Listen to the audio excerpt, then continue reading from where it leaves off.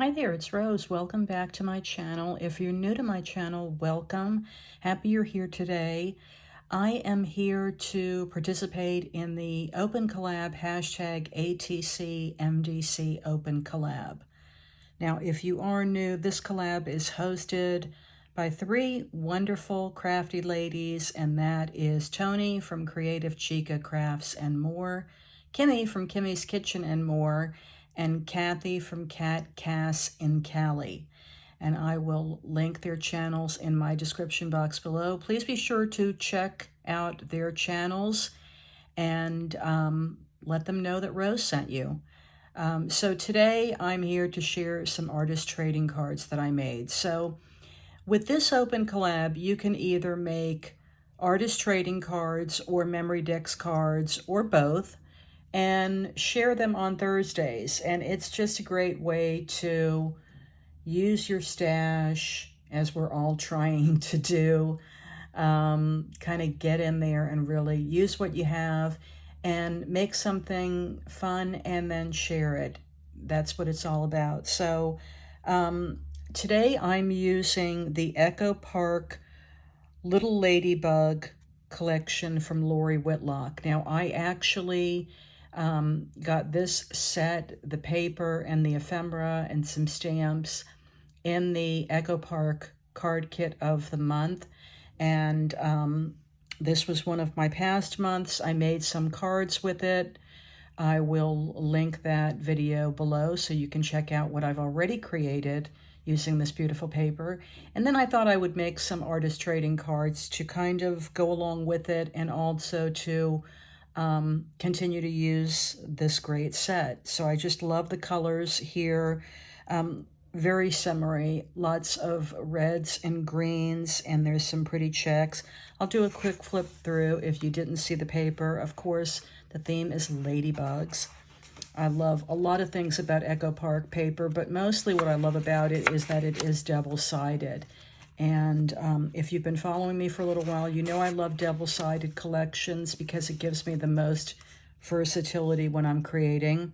I also like the cute cut-aparts in Echo Park's paper collection. With this collection, it also came with the ephemera pack. Look at these beautiful strawberries. So adorable. So I went through this already and used some of the paper for cards, as I mentioned.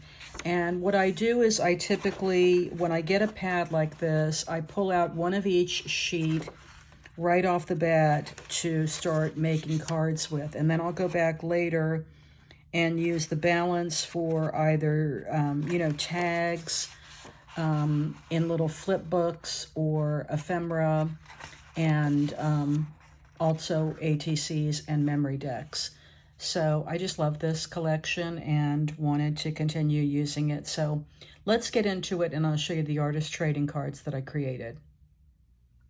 So here is a look at my first one, and I used a background of black cardstock that I had in my stash along with a layering piece of pink.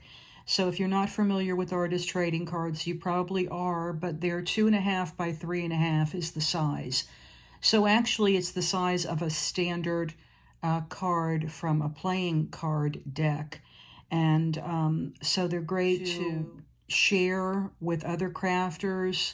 And usually you will put your information on the back when you send it out, things like your social media, your maybe mailing address, your likes, and it's a great way to have a little piece of art that a crafter has made for you, and also a great way to have, their birthday, their favorite colors at the ready if you want to send out some happy mail. So I just absolutely love that idea.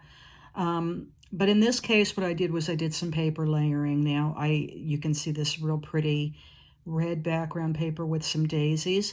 This is one of the ephemera pieces that I have layered up the middle part of. It says, "Lady Luck, please stop here." I think that's adorable. And then I added some little enamel stars that are from Alta New. So just really, really pretty. Again, letting that paper from the collection be the focal point. That's my first one. Here's my next one, just very, very clean and simple. Some green background paper layered up on the black base. And then I layered up a couple of pieces of the ephemera here. This black and white check is from the paper collection. This is a piece of ephemera that says Smile. I added some enamel dots, again from All to New, and just some paper flowers and some little banners on the top. So you can be as simple or as elaborate on your artist trading cards as you want to be. Sometimes simple is best. I tend to be a clean and simple crafter, although I have to say that I do love my mixed media as well. I kind of dabble into a little bit of everything. But when I'm using a paper collection, it's usually pretty clean and simple because I want to focus on the paper and ephemera.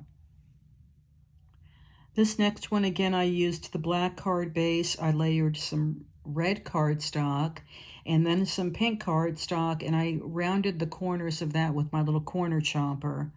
And again, some pieces of the paper from the collection, the stripe and this pretty floral. I loved this ephemera piece that said, "You can't have a bad day wearing polka dots." I think that is 100% accurate. So I wanted to layer that on some polka dot paper, which the black and white was also in that collection, just perfect. There's also a few little ladybugs there, and I added some red gems. So sometimes an artist trading card is just all about the paper and the sentiment, and this one is just perfect.